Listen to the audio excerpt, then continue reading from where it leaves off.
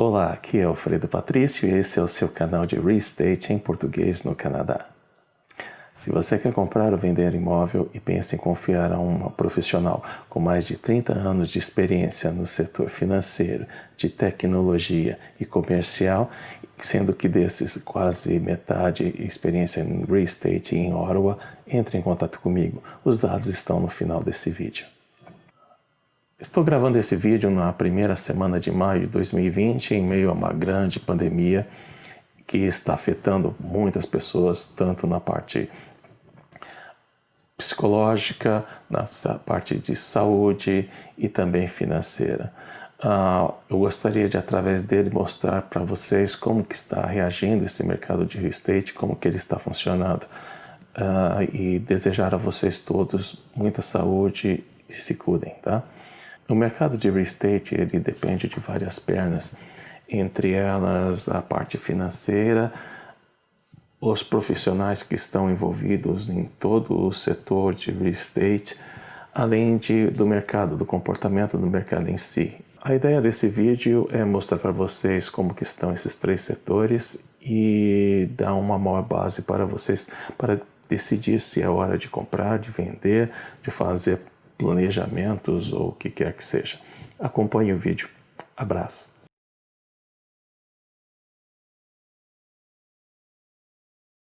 Obviamente que os empréstimos continuam a ser aprovados, mas os bancos estão muito criteriosos com respeito a isso. Verifica-se hoje que se a pessoa tem bens líquidos que possam ser usados em caso ela deixe de pagar a prestação da mortgage por questões de perda de salário ou qualquer outro tipo de income.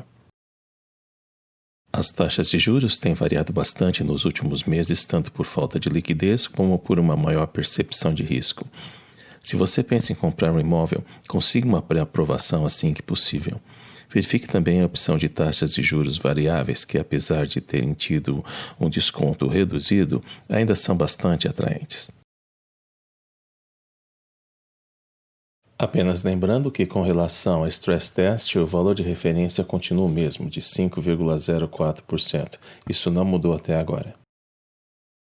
Os bancos estão sendo muito conservadores, principalmente com compradores que não são de setores considerados essenciais. É importante que a condição de ganho seja mantida até a data de posse do imóvel.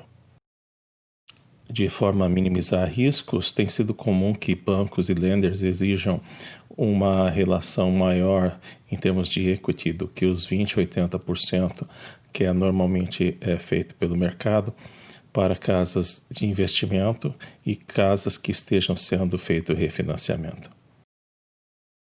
Praticamente todos os bancos e lenders estão dando a possibilidade de que você deixe de pagar a sua mortgage por um período de até 6 meses. Note que isso, e é importante saber disso, lembrar disso, que é apenas uma transferência de dívida para daqui a 6 meses, não é perdão de dívida por 6 meses, ok?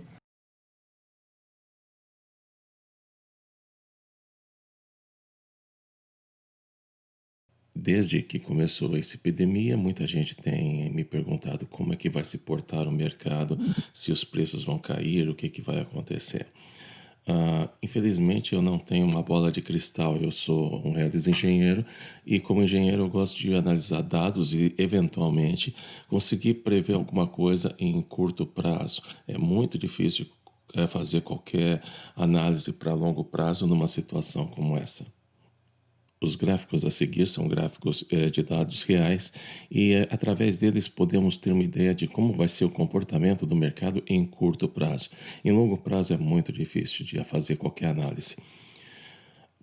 Esse primeiro gráfico é de New Listings by Week. Nele você tem casas que não estão em condomínios e condomínios também.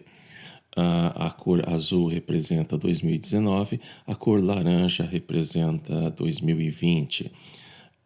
Ele começa na sexta semana do ano, portanto, início de fevereiro, e eu atualizei os dados até a última semana de maio, a semana 22.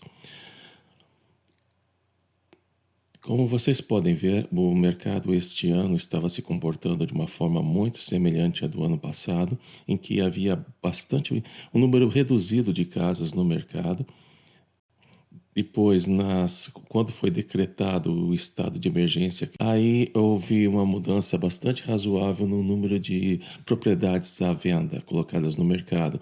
Se vocês forem reparar, caiu para 40% quase do que nós tínhamos em 2019, e isso foi desse jeito, teve essa tendência até a semana 17, quando começou uma recuperação, e a recuperação tem sido bastante estável. Hoje, em relação ao ano passado ainda, nós temos algo em torno de 30% a menos do que ah, tínhamos, mas está havendo uma recuperação, o que é bom. Esse próximo gráfico ele mostra o número de casas vendidas e condomínios, casas e condomínios vendidos por semana. Novamente, até a semana 10, nesse caso, que é a primeira semana de março, o mercado estava muito parecido com o ano passado, com algo entre 250 e 400 e alguma coisa casas vendidas por semana. Quando já se sabia, nessa primeira semana de março, já se sabia que de um provável declaração de estado de emergência, então ocorreu um pico de vendas bastante grande na semana 11. Isso porque muita gente, principalmente vendedores, começaram a temer pelo mercado e decidiram então aceitar ofertas ou apressar negociações, de forma que a gente teve um aumento bastante significativo, provavelmente algo em torno de 20% em relação ao anterior. E desde então começou a despencar o número de imóveis vendidos, isso foi até a semana 15, quando começou a ter uma recuperação, e essa recuperação, novamente, se você for ver a derivada, é bastante constante até a semana 21, e a partir da semana 21 há uma tendência de crescimento com algo muito semelhante do que havia no ano passado, em termos de derivada, não em número de casas vendidas. Ainda temos algo em torno de 25 a 30% menos imóveis sendo vendidos neste ano em relação ao ano passado. Esse próximo gráfico ele mostra o preço de venda em 2020 e 2019, tanto para residências como condomínios. Se vocês verificarem, o preço médio no ano passado estava algo em torno, pouco acima de entre 380 e 420, 430. E já esse ano começou mais forte, os preços estavam acima de 450, foram aumentando, isso até a primeira semana de março. Desde então começaram a cair, isso foi até a 15ª, e começaram a se recuperar. Esse aumento de preço, esse preço maior e essa recuperação se deve ao número, efetivamente, o número de imóveis no mercado, que ainda é muito baixo. Isso provoca muitas situações de leilões, então você tem muito mais comprador do que vendedor, e o preço fica acima do que seria no mercado normal. Portanto, a gente continua no mercado de seller como foi no ano passado, e não existe ainda nenhuma perspectiva de que esse mercado, que normalmente é algo cíclico, que é um ciclo entre seller e buyer, vá mudar. Isso pode demorar até alguns anos, ninguém sabe como vai ser isso. O que importa daqui é que a conclusão que, por exemplo, na semana de 22, nós temos aqui algo em torno de um aumento de quase 20% em relação ao ano passado. Daí, se as pessoas vêm e me perguntam, vale a pena esperar para comprar? Não sei. É difícil dizer. Os preços continuam bastante altos e nada diz, por enquanto, que eles cairão. Esses próximos dois gráficos saem do gráfico anterior. Nesse caso aqui, ele só mostra o preço médio de imóveis residenciais. Como vocês podem ver, em relação ao ano passado, houve um acréscimo bastante significativo. E isso foi se estendendo, inclusive, durante o período da pandemia, desde o início da pandemia, com a ligeira queda, mas continuavam preços acima do que eram praticados no ano passado. Na 15ª semana, os preços foram praticamente iguais, mas começou a ter o descolamento de novo e hoje a gente está com algo em torno de 15 a 20% em imóveis residenciais acima do que era praticado no ano passado. Tá bom, agora o gráfico com apenas condomínio, vocês podem ver que os preços de condomínio estão oscilando ali perto dos 350 mil dólares em média, e os preços jamais chegaram perto do que estavam no ano passado, foram sempre acima. Tá havendo uma pequena queda, a derivada está razoavelmente negativa agora. Difícil dizer como vai se comportar isso. Eu creio, e isso é chute, que ela vai começar a aumentar de novo, mas não nenhum grande pico, apenas um ligeiro aumento.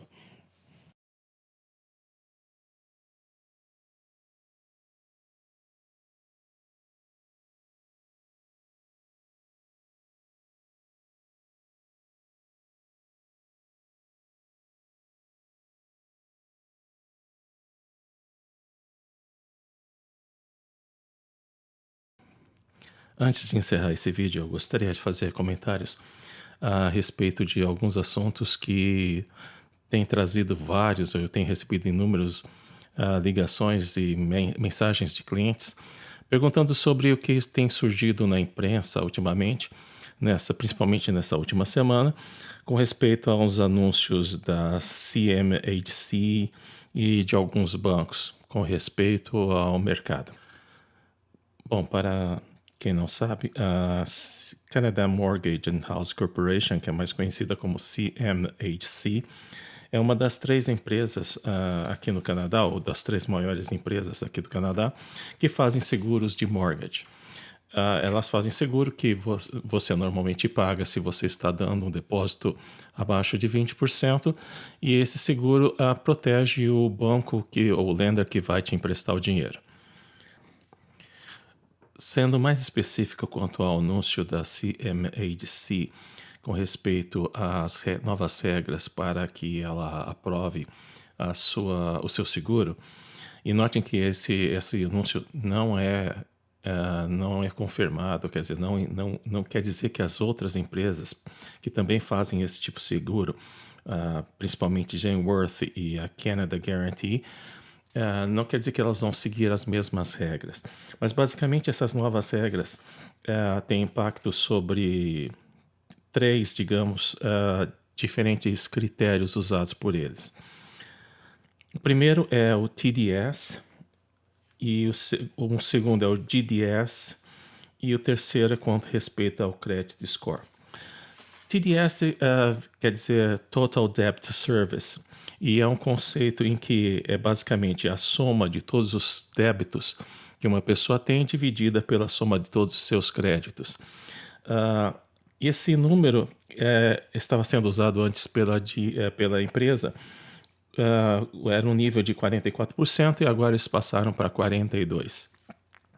O outro item, que é o GDS, que é o Gross Debt Service, é um cálculo semelhante, só que nesse caso eles somam mortgage mais o que você gasta de imposto predial, mais o que você gasta com aquecimento, e se for um condomínio, mais 50% do valor do condomínio, isso tudo dividido pela soma dos seus créditos.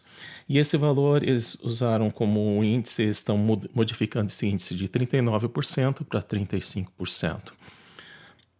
Não me parece ser algo muito crítico, porque esses níveis, para quem está nessa indústria de real estate, sabe que esses níveis já eram os usados, os praticados há alguns anos atrás. Eles simplesmente voltaram à condição anterior. O impacto para isso, basicamente, é que o poder de compra, no caso, para aprovação de mortgage, em que essa mortgage precisa ser segurada, quer dizer, um depósito abaixo de 20%, provavelmente vai cair em algo em torno de 10%. Então, se você tinha aprovado antes uma pré-aprovação, digamos, de 500 mil dólares, provavelmente seu poder de compra vai passar a ser de 450 mil dólares ou algo em torno disso. tá? Um outro critério que eles mudaram é com respeito a credit score. Eu solicito que vocês, para quem tem dúvida sobre credit score, existe um outro vídeo meu a respeito disso, é só dar uma procurada no meu canal. E eles estão modificando o credit score, que antes era de 600 para 680 agora. Era muito comum que a partir de 700 você tinha uma tranquilidade com respeito ao credit score, e eu sugiro que todo mundo sempre mantenha seu credit score nessa faixa de preço, nessa faixa de número, tá ok? Aparentemente, esse critério da CMHC começará a ser válido a partir de 1º de julho, quer dizer, se você tem algum imóvel com uma compra firme e a mortgage aprovada até final de junho, não deve ter nenhum tipo de impacto. Mas, de qualquer forma, não importa a sua situação, eu sugiro fortemente que entre em contato com o seu mortgage broker, tá? Entre em contato com o seu mortgage broker o mais rápido possível, mesmo que você tenha já um valor pré-aprovado, para tentar entender como vai ser a situação, tá? Um outro assunto que muitas pessoas têm entrado em contato é que a própria CMHC, novamente, ela fez um anúncio, e o mesmo tipo de anúncio tem sido feito por alguns bancos também, como, por exemplo, o National Bank, a respeito de como deve se portar o mercado ou os preços em real estate no próximo ano. Essa é uma situação muito complicada. Conforme eu disse antes, é difícil, ninguém tem uma bola de cristal. Essas duas entidades, elas estão prevendo que haverá uma queda bastante significativa no preço dos imóveis, eles falam, de acordo com a região, entre 5% até 15%. Mas essa queda de preço, para mim, primeiro, a história não tem mostrado. Vocês derem uma olhada nos gráficos que eu mostrei, isso não é a tendência para Ottawa, principalmente. Eu estou sempre falando de Ottawa, tá ok? Mas, claro que como uma economia que deve ter sérios problemas nos próximos meses ou até próximos anos devido à pandemia, uma hora o dinheiro do governo acaba e começam muita gente a perder emprego e coisa do tipo. Então, a gente precisa retomar essa economia o mais rápido possível. Então, o que é claro para mim é que no futuro bem próximo e até em médio termo também, haverá uma grande dificuldade para obtenção de crédito, que eu já tratei nesse próprio vídeo. Uma outra coisa que deve fazer, se ocorrer, é que os preços caiam, é um aumento da taxa de juros pelos bancos, já que o risco é maior, taxa de juros maior. Uma outra coisa que pode impactar, devemos ter um número bem menor de imigrantes aqui no Canadá, o que deve fazer com que a economia também dê uma baixada, o volume o produto, toda a produção canadense deve cair efetivamente nos próximos meses e anos, talvez.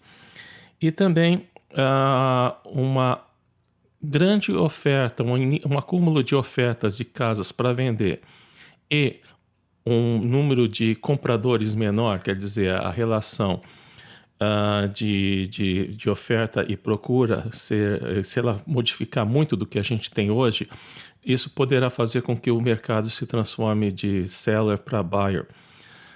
É difícil dizer quando isso acontecerá.